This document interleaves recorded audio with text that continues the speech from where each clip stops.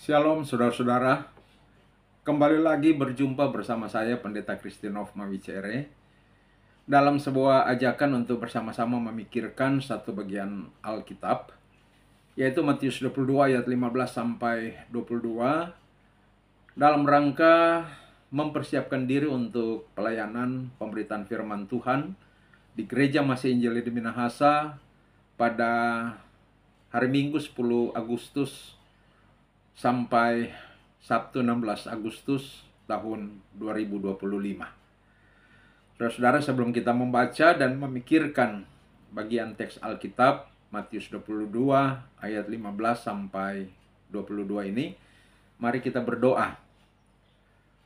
Tuhan yang baik, kami bersyukur untuk kesempatan saat ini membaca dan memikirkan lagi satu bagian Alkitab dalam rangka diberitakan dalam pelayanan pemberitaan firman Tuhan di 7 hari sejak hari Minggu 10 Agustus sampai 26 Agustus 2025, minggu depan Tuhan.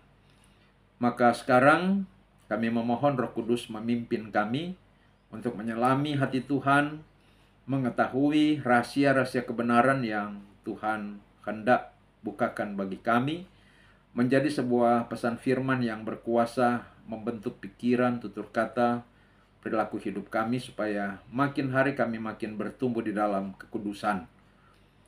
Roh Kudus tuntun pimpin kami. Di dalam nama Tuhan Yesus kami berdoa. Amin.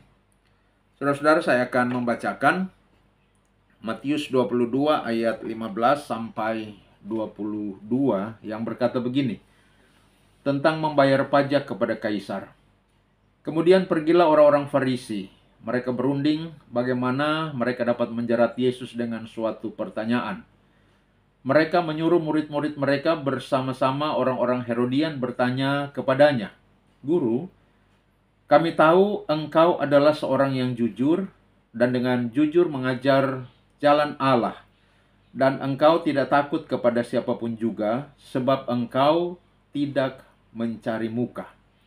Katakanlah kepada kami pendapatmu. Apakah diperbolehkan membayar pajak kepada kaisar atau tidak?" Tetapi Yesus mengetahui kejahatan hati mereka itu, lalu berkata, "Mengapa kamu mencobai aku, hai orang-orang munafik? Tunjukkanlah kepadaku mata uang untuk pajak itu." Mereka membawa 1 dinar kepadanya. Maka ia bertanya kepada mereka, "Gambar dan tulisan siapakah ini?" Jawab mereka, "Gambar dan tulisan kaisar." Lalu kata Yesus kepada mereka, "Berikanlah kepada kaisar apa yang wajib kamu berikan kepada kaisar, dan kepada Allah apa yang wajib kamu berikan kepada Allah." Mendengar itu heranlah mereka dan meninggalkan Yesus lalu pergi. Saudara-saudara, teks Matius 22 ayat 15 sampai 22 ini akan kita pikirkan dan renungkan bersama-sama dalam bingkai sebuah tema, yaitu berikanlah apa yang wajib kamu berikan kepada kaisar dan kepada Allah.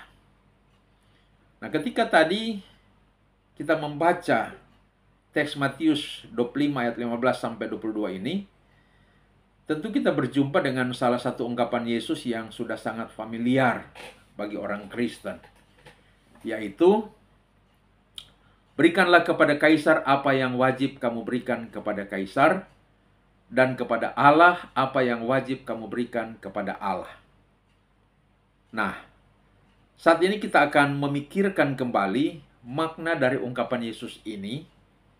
Dan untuk memahami makna dan pentingnya ungkapan Yesus ini, kita perlu melihat konteksnya, termasuk beberapa peristiwa yang terjadi sebelum Yesus mengungkapkan pernyataan itu. Nah, saudara-saudara, pernyataan Yesus itu disampaikan kepada orang-orang Yahudi, terlebih khusus lagi kepada murid-murid kaum Farisi dan orang-orang Herodian. Dan itu terjadi pada hari Rabu. Nah, sebelumnya pada hari Senin, jadi 2 hari sebelumnya, Yesus memasuki kota Yerusalem dan dia disambut dengan meriah penuh antusias oleh ribuan orang Yahudi. Saat itu ia dipuji sebagai Mesias dan dielu-elukan oleh mereka dengan menebarkan jubah mereka di jalan yang akan dilewati Yesus dan melambai-lambaikan daun-daun palem dalam penyambutan kepada Yesus itu. Nah, ketika ribuan orang Yahudi itu melakukan hal itu, yang ada dalam pikiran mereka itu ialah bahwa Yesus itu adalah Mesias yang mereka nanti-nantikan, yang akan memimpin revolusi mengalahkan Romawi yang sedang menjajah dan menindas mereka.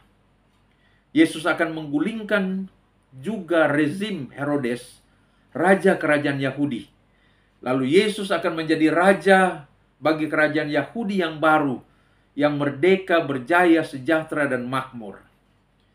Nah, pada hari Selasa, jadi hari Selasa itu satu hari sebelum peristiwa Yesus menyatakan sesuatu dalam teks yang kita baca tadi. Hari Selasa, Yesus membersihkan bait suci dengan menghentikan kegiatan jual beli dan penukaran uang yang dilakukan di sana. Dia mengobrak-abrik meja-meja penukar uang dan dia mengusir para penjual di bait suci itu. Nah, sebelum kita lanjut, mari kita meluruskan satu hal dulu. Oleh karena dari perbuatan Yesus yang menyucikan bait Allah ini, kemudian muncul pemahaman dan pengajaran bahwa tidak boleh melakukan aktivitas jual beli di bait Allah, dan karena itu melakukan lelang, entah lelang bahan natura, lelang suara untuk mendapatkan uang, dana, dan lain-lain di bait Allah adalah sesuatu yang bertentangan dengan firman Allah. Saudara-saudara, hari Jumatnya, jadi sekali lagi ini hari Rabu ya, konteks bacaan ini. Senin Yesus masuk ke Yerusalem, Selasa menyucikan bait Allah. Lalu nanti hari Jumatnya itu akan ada perayaan Paskah. Dalam hal ini perayaan Paskah Yahudi. Dalam rangka mengingat dan merayakan serta mensyukuri pembebasan umat Israel dari perbudakan Mesir. Jadi bukan Paskah Kristen. Nah, sudah menjadi tradisi berdasarkan ketentuan Taurat bahwa di hari Paskah semua orang Yahudi, baik yang ada di kota-kota di Yerusalem atau kota-kota di Yehuda, maupun yang ada di luar kota Yerusalem, bahkan yang ada dan tinggal di bangsa-bangsa yang lain, harus datang beribadah merayakan Paskah di bait suci di Yerusalem. Itu tradisi Yahudi. Nah, selain itu, dalam perayaan Paskah tersebut, setiap keluarga harus mempersembahkan korban hewan yang tak bercacat. Disinilah masalahnya, saudara-saudara. Orang-orang Yahudi yang datang dari berbagai bangsa, dalam rangka persembahan korban, maka perlu membeli hewan korban. Untuk membeli hewan korban, mereka perlu membayar dengan mata uang yang berlaku di kalangan masyarakat Yahudi pada waktu itu. Maka mereka membutuhkan sarana penukaran uang. Dari mata uang yang mereka bawa dari bangsa asal mereka, untuk kemudian ditukarkan ke dalam mata uang yang bisa dipakai untuk membeli hewan korban. Maka para pemimpin agama Yahudi melakukan dua hal. Pertama, menyediakan fasilitas money changer atau penukaran uang. Namun yang dilakukan oleh para pemimpin agama Yahudi itu adalah mereka menjual mata uang yang berlaku di kalangan Yahudi saat itu dengan harga yang sangat dan terlalu mahal. Yang kedua, para pemimpin agama Yahudi itu menerapkan kebijakan sertifikasi layak untuk hewan korban. Hanya hewan yang punya sertifikat layak yang bisa menjadi hewan korban. Dan yang terjadi ialah hewan milik para pemimpin agama Yahudilah yang ada sertifikat layaknya. Bahkan meskipun tidak layak. Sedangkan hewan korban masyarakat umum, meskipun layak, tidak bercacat, tidak diloloskan mendapatkan sertifikat layak.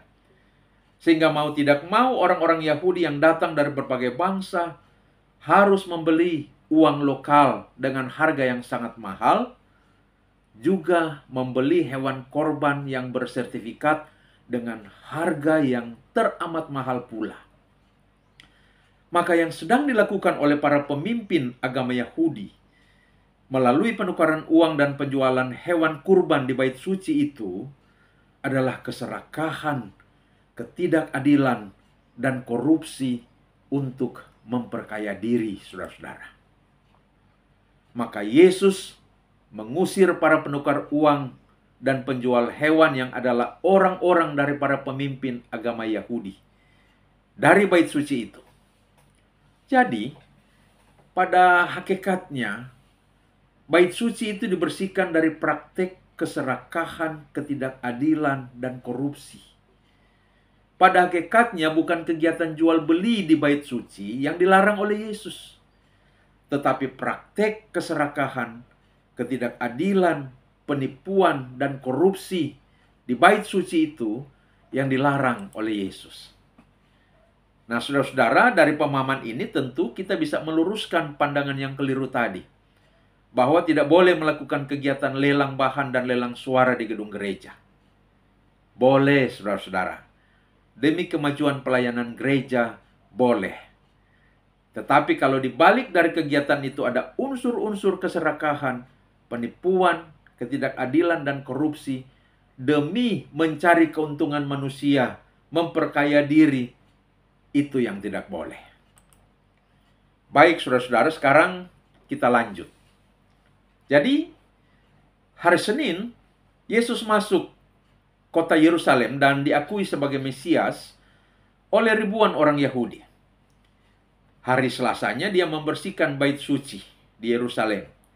Dan sekarang hari Rabu dia kembali ke bait suci yang telah dia bersihkan itu, lalu mengajar di bait suci itu, dan didengarkan oleh kerumunan besar orang-orang Yahudi yang tertarik dan terpesona pada pengajaran-pengajarannya. Sementara itu, para pemimpin agama Yahudi yang sebelumnya memang telah menaruh rasa iri dan marah kepadanya, dan semakin marah lagi ketika Yesus menyucikan bait suci. Dan bersama dengan itu juga membuka kedok keserakahan dan kelicikan mereka pada hari kemarinya itu. Bahkan kemudian dalam pengajaran-pengajaran Yesus sekarang pada hari Rabu ini, dia menyampaikan perumpamaan-perumpamaan tentang penghakiman. Lalu para pemimpin agama Yahudi itu menjadi tersinggung dan merasa dengan pengajaran-pengajaran dan perumpamaan-perumpamannya itu, Yesus semakin mendiskreditkan mereka. Lalu, alih-alih sadar dan bertobat oleh pengajaran dan teguran Yesus, justru api kemarahan dan kebencian mereka malah semakin bernyala-nyala, saudara-saudara. Dalam kobaran api kemarahan itu, muncullah keinginan dan rencana untuk menyingkirkan, bahkan melenyapkan Yesus. Maka mereka merancang sebuah strategi. Apa strategi itu? Ayat 15 mengatakan, kemudian pergilah orang-orang Farisi, mereka berunding bagaimana mereka dapat menjerat Yesus dengan suatu pertanyaan. Apa strategi itu, saudara-saudara? Yaitu menjebak Yesus dengan satu pertanyaan. Agar ketika Yesus menjawab pertanyaan itu, dan jawabannya itu akan membuatnya terlihat sebagai seorang revolusioner, sebagai seorang pemberontak yang anti pemerintah, agar bisa dilaporkan ke Roma, supaya mereka akan datang, menangkap, dan membunuh Yesus. Lalu ayat 16 dan 17 mencatat, mereka menyuruh murid-murid mereka bersama-sama orang-orang Herodian bertanya kepadanya, Guru, kami tahu engkau adalah seorang yang jujur dan dengan jujur mengajar jalan Allah, dan engkau tidak takut kepada siapapun juga, sebab engkau tidak mencari muka. Katakanlah kepada kami pendapatmu. Apakah diperbolehkan membayar pajak kepada kaisar atau tidak. Mereka, para rabi Farisi ini, saudara-saudara, menyuruh murid-murid mereka dan orang-orang Herodian untuk berkata manis dan menyampaikan pertanyaan kepada Yesus. Murid-murid Farisi ini adalah para pengikut orang-orang Farisi yang belajar tentang Taurat kepada orang-orang Farisi ini. Sedangkan orang-orang Herodian adalah para pendukung Raja Herodes. Nah, sebenarnya orang-orang Farisi, ya, tentu murid-murid mereka juga, adalah kelompok yang bertentangan dengan Raja Herodes dan tentu juga bertentangan dengan para pendukung Herodes. Mengapa? Karena Raja Herodes ini adalah raja boneka dari pemerintahan Romawi. Herodes diangkat oleh Kaisar Roma menjadi raja orang Yahudi untuk melayani kepentingan Romawi. Sementara itu kaum Farisi adalah organisasi kemasyarakatan yang bernafaskan spiritual di tengah masyarakat Yahudi, tetapi juga yang sangat nasionalis dan anti penjajahan Romawi. Dan karena itu juga tidak suka pada Herodes yang adalah raja boneka dari pemerintah Romawi. Namun, baik Farisi maupun Herodes sama-sama tidak menyukai Yesus. Herodes tidak menyukai Yesus karena telah beredar isu bahwa Yesus adalah Mesias yang akan menjadi raja Yahudi yang baru. Jadi baik Farisi maupun Herodes dan para pendukungnya ingin menyingkirkan Yesus, saudara-saudara. Di sini kita dapat melihat dua kelompok yang bertentangan karena memiliki satu kepentingan yang sama, maka bisa bersatu dan bekerja sama demi kepentingan yang sama itu. Padahal tadinya mereka adalah dua kelompok yang saling bertentangan satu dengan yang lain. Mengapa orang-orang Farisi ini menyuruh murid-murid mereka dan orang-orang Herodian yang pergi untuk menjebak Yesus? Saudara-saudara, yaitu karena Yesus tidak mengenal mereka.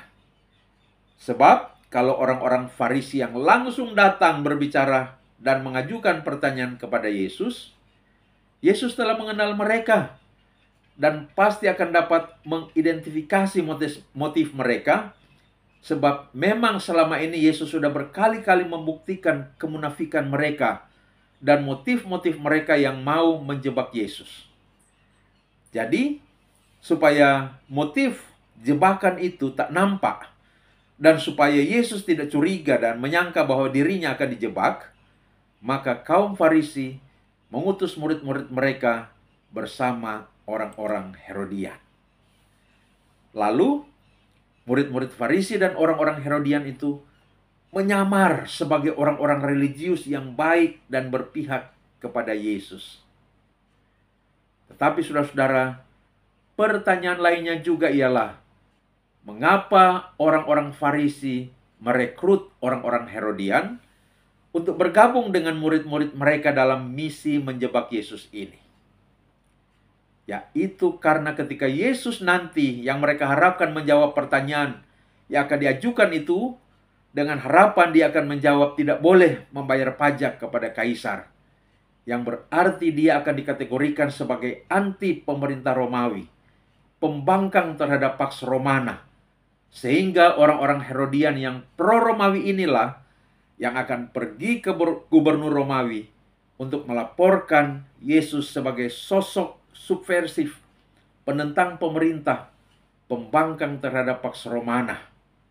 Perlu kita ketahui, saudara-saudara, bahwa pada saat itu pemerintah Romawi sedang mempropagandakan program Pax Romana, yaitu program stabilitas politik, ekonomi, dan segala segmen kehidupan di dalam masyarakat Kekaisaran Romawi. Bahwa masyarakat Kekaisaran Romawi adalah masyarakat yang aman, damai, sejahtera, makmur, dan dapat memberikan jaminan keamanan, kedamaian, kesejahteraan, dan kemakmuran bagi dunia. Mereka sedang mempropagandakan Pax Romana itu pada dunia. Maka siapa saja yang dipandang dan didapati sedang sebagai pembangkang pemerintah akan dihukum mati oleh pemerintah Romawi. Jadi saudara-saudara, murid-murid Farisi dan orang-orang Herodian ini diajari oleh para Farisi tentang bagaimana mereka harus bersikap dan apa yang harus mereka katakan kepada Yesus untuk menjebak Yesus. Maka datanglah para murid Farisi dan orang-orang pengikut Herodes ini kepada Yesus dan berkata, "Guru, kami tahu engkau adalah seorang yang jujur. Dan dengan jujur, engkau mengajar jalan Allah dan engkau tidak takut kepada siapapun juga, sebab engkau tidak mencari muka. Katakanlah kepada kami pendapatmu, apakah diperbolehkan membayar pajak kepada kaisar atau tidak?" Mereka, saudara-saudara, menunjukkan sikap seolah-olah sebagai orang yang mengagumi Yesus dan memuji Yesus sebagai seorang guru yang berintegritas. Namun di balik dari sikap itu, ada niat yang jahat. Mereka menunjukkan sikap hormat kepada Yesus, tetapi di balik sikap hormat itu, ada niat untuk merendahkannya. Mereka menyanjung Yesus, tetapi di balik sanjungan itu, ada rencana untuk menjatuhkannya. Betapa jahatnya mereka, saudara-saudara. Hati-hati dengan pujian dan sanjungan, karena banyak manusia yang menggunakan strategi pujian dan sanjungan untuk menjebak dan menjatuhkan. Pasti di dunia ini, apalagi dalam kehidupan orang percaya, masih ada pujian dan sanjungan yang tulus. Namun karena strategi pujian dan sanjungan untuk menjatuhkan masih banyak digunakan di dunia ini, maka berhati-hatilah dan waspadalah terhadap setiap pujian dan sanjungan. Masih lebih baik orang menegur dan mengkritik kita secara terang-terangan agar kita dapat memperbaiki yang salah, daripada dengan senang hati menerima pujian dan sanjungan, tapi tanpa kita ketahui kita sedang dijebak untuk dijatuhkan. Saudara-saudara, singkat cerita, para murid, Farisi dan pengikut Herodes ini, mereka bertanya kepada Yesus, "Guru, apakah diperbolehkan membayar pajak kepada kaisar atau tidak?" Nah, saudara-saudara, pajak yang dimaksud oleh orang-orang ini ialah pajak kepala. Yang dimaksud dengan pajak kepala yaitu pajak tahunan yang besarannya kurang lebih 1 dinar. Dan 1 dinar itu adalah upah 1 hari pekerja harian saat itu, yang diwajibkan oleh pemerintah Romawi atau semua yang terdaftar melalui sensus untuk dibayar kepada pemerintah Romawi. Kira-kira kalau bisa dibandingkan dengan upah 1 hari pekerja harian sekarang, katakanlah 150 sampai 200 ribu. Jadi pada waktu itu, setiap orang yang tersensus sebagai warga negara Romawi harus membayar pajak kepala yang besarannya sekitar 1 dinar atau 150 sampai 200 ribu setiap tahun.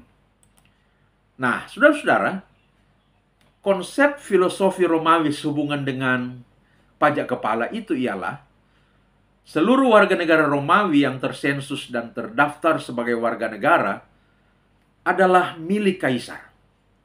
Maka harus taat dan tunduk kepada kaisar, termasuk harus membayar pajak. Di pihak lain, kaisar sebagai pemilik warga negara akan memelihara, melindungi, dan mensejahterakan warganya. Nah, inilah yang tadinya disebut Pax Romana, saudara-saudara. Bagi orang Yahudi saat itu, pajak properti, pajak penghasilan, pajak bisnis, dan pajak-pajak lainnya adalah hal yang wajar, saudara-saudara. Tapi pajak kepala, ini bagi orang Yahudi sama sekali melanggar keyakinan teokrasi mereka. Orang Yahudi memahami dan meyakini bahwa tubuh dan hidup mereka adalah milik Allah, bukan milik kaisar. Membayar pajak kepala kepada kaisar itu sama dengan mengakui tubuh mereka milik kaisar. Dan karena itu berarti menyerahkan hidup mereka kepada berhala atau ilah lain. Karena pada waktu itu, kaisar telah mengangkat diri sebagai dewa atau Tuhan. Nah, itu sama sekali tidak boleh bagi orang Yahudi, saudara-saudara. Namun keyakinan itu mereka tidak bisa perkatakan, tunjukkan secara terus terang, karena itu akan mengakibatkan mereka dianggap sebagai penentang Pax Romana. Namun dalam sejarah, saudara-saudara, telah menjadi realita karena di satu pihak banyak masyarakat Yahudi yang menolak untuk membayar pajak kepala kepada pemerintah Romawi. Dan di lain pihak, pemerintah Romawi memaksa untuk membayarnya. Maka inilah yang menjadi salah satu pemicu terjadinya pemberontakan masyarakat Yahudi terhadap pemerintah Romawi pada tahun 66 Masehi di abad pertama itu. Yang pemberontakan itu berujung pada tindakan pemerintah Romawi yang menyerbu dan menghancurkan kota Yerusalem, termasuk bait suci di dalamnya, dihancurkan oleh pemerintah Romawi pada tahun 70 Masehi. Saudara-saudara, masyarakat Yahudi lebih memilih mati daripada menyembah berhala, menyembah kaisar. Membayar pajak kepala kepada kaisar itu berarti sama dengan menyembah berhala menurut mereka. Dan mereka lebih memilih mati daripada melakukan itu. Maka saudara-saudara, atas pertanyaan itu, bila Yesus menjawab, boleh membayar pajak kepada kaisar, Yesus akan ditolak oleh orang-orang Yahudi. Padahal kita sudah lihat tadi, dia baru disambut dan diakui oleh ribuan orang Yahudi sebagai Mesias. Namun kalau Yesus menjawab, tidak boleh membayar pajak kepada kaisar, maka Yesus akan dicap sebagai penghasut masyarakat untuk menentang Pax Romana, dan dia akan segera ditangkap dan dihukum mati. Inilah jebakan yang terkandung di dalam pertanyaan itu. Tetapi saudara-saudara, ayat 18 mengatakan, namun Yesus mengetahui kejahatan hati mereka itu, lalu berkata, mengapa kamu mencobai aku, hai orang-orang munafik? Saudara-saudara, sebaik apapun sikap seseorang, semanis apapun tutur katanya, tetapi jika ada rencana jahat di dalam hatinya, Yesus pasti tahu, karena Yesus adalah Tuhan yang Maha Tahu. Lalu di ayat 19, Yesus meminta mereka membawa uang 1 dinar kepadanya. Itulah besaran pajak kepala yang harus dibayarkan setiap orang sebagai warga negara kepada kaisar dalam 1 tahun. 1 dinar, 1 orang, 1 tahun. Mereka mendapatkan 1 dinar itu lalu membawa kepada Yesus. Lalu Yesus bertanya kepada mereka, gambar dan nama siapakah yang tertera di uang 1 dinar ini? Mereka menjawab, gambar dan nama kaisar. Lalu kata Yesus kepada mereka, berikanlah kepada kaisar apa yang wajib diberikan kepada kaisar. Dalam terjemahan yang lain dikatakan, apa yang menjadi milik kaisar, dan berikan kepada Allah apa yang wajib atau apa yang menjadi milik Allah. Jawaban yang sangat telak, saudara-saudara. Karena di uang 1 dinar itu ada gambar dan nama kaisar, maka itu adalah milik kaisar yang harus diberikan kepada kaisar. Lalu pertanyaan sekarang, gambar Allah ada di mana, saudara-saudara? Gambar Allah ada di diri setiap orang. Dan semua orang Yahudi turun-temurun tahu itu, bahwa manusia diciptakan menurut gambar dan rupa Allah. Manusia adalah imago Dei, gambar Allah. Saudara-saudara, saat ini kita sebagai warga negara Republik Indonesia sedang berada di bulan kemerdekaan, bulan Agustus. 7 hari lagi kita akan merayakan HUT, proklamasi kemerdekaan negara kita yang kita cintai ini. Pajak adalah salah satu bentuk penerimaan negara yang paling signifikan, paling berperan dalam penyelenggaraan negara dalam pembangunan dan dalam upaya peningkatan kesejahteraan rakyat. Maka sebagai warga negara, kita dipanggil untuk mendukung pemerintah, antara lain dengan membayar pajak. Dengan membayar pajak, maka kita sedang berpartisipasi bagi kemajuan bangsa dan negara kita. Tentu saudara-saudara, kita mencintai negara kita, dan kita menyadari bahwa jika kita tidak membayar pajak, penyelenggara negara kita akan terganggu. Layanan yang diberikan negara kepada masyarakat bisa berhenti. Penyelenggara negara dan pelayanan publik sangat bergantung pada sistem perpajakan. Oleh sebab itu, penting bagi kita untuk membayar pajak. Orang Kristen yang taat kepada Tuhan adalah orang Kristen yang taat membayar pajak, karena pemerintah adalah hamba Tuhan untuk mendatangkan kebaikan bagi warga negaranya. Inilah yang dimaksud Yesus dengan berikan kepada kaisar apa yang menjadi milik kaisar. Namun kita juga menyadari bahwa diri kita masing-masing adalah imago Dei, adalah gambar Allah. Gambar Allah itu ada pada diri kita. Itu berarti hidup kita adalah milik Allah. Maka ketika Yesus mengatakan, berikan kepada Allah apa yang menjadi milik Allah, apa yang wajib diberikan kepada Allah, itu merujuk pada bakti dan sembah kita hanya untuk Dia. Itu berarti hidup di bawah otoritas Allah, hidup di bawah otoritas firman-Nya. Itu berarti sepenuh hidup kita hanya patut kita persembahkan dan baktikan hanya bagi Dia, Tuhan kita, bagi misinya di tengah-tengah dunia ini, bagi gerejanya yang adalah tubuhnya, bagi kemuliaannya. Mari kita berdoa. Tuhan, terima kasih untuk hikmat yang Kau karuniakan kepada kami dalam memikirkan teks firman Tuhan di Matius 22 ayat 15-22 ini. Tolonglah kami agar supaya kami mengerti kewajiban-kewajiban dan tanggung jawab kami terhadap negara, terhadap pemerintah, tetapi juga kewajiban-kewajiban dan tanggung jawab kami kepada gereja, kepadamu Tuhan. Kiranya diberikan kepada kami roh ketaatan untuk taat pada pemerintah sebagai warga negara, tetapi juga roh ketaatan untuk mempersembahkan hidup dan bakti kami hanya bagi satu-satunya Tuhan dan Allah kami, yaitu Bapa di dalam nama Tuhan Yesus. Tuhan berkati akan pemberitaan firman Tuhan dari teks Matius 22 ayat 15-22 ini, yang akan dikerjakan oleh para pelayan pemberita firman di seluruh gereja Masih Injili di Minahasa pada hari Minggu tanggal 10 Agustus sampai Sabtu 16 Agustus nanti. Urapan kuasa Roh Kudus kiranya memenuhi mereka semua. Terima kasih Tuhan. Ini doa kami. Di dalam nama Tuhan Yesus kami berdoa. Haleluya. Amin. Demikian saudara-saudara untuk segmen kali ini. Sampai berjumpa lagi pada kesempatan yang akan datang. Tuhan memberkati. Amin.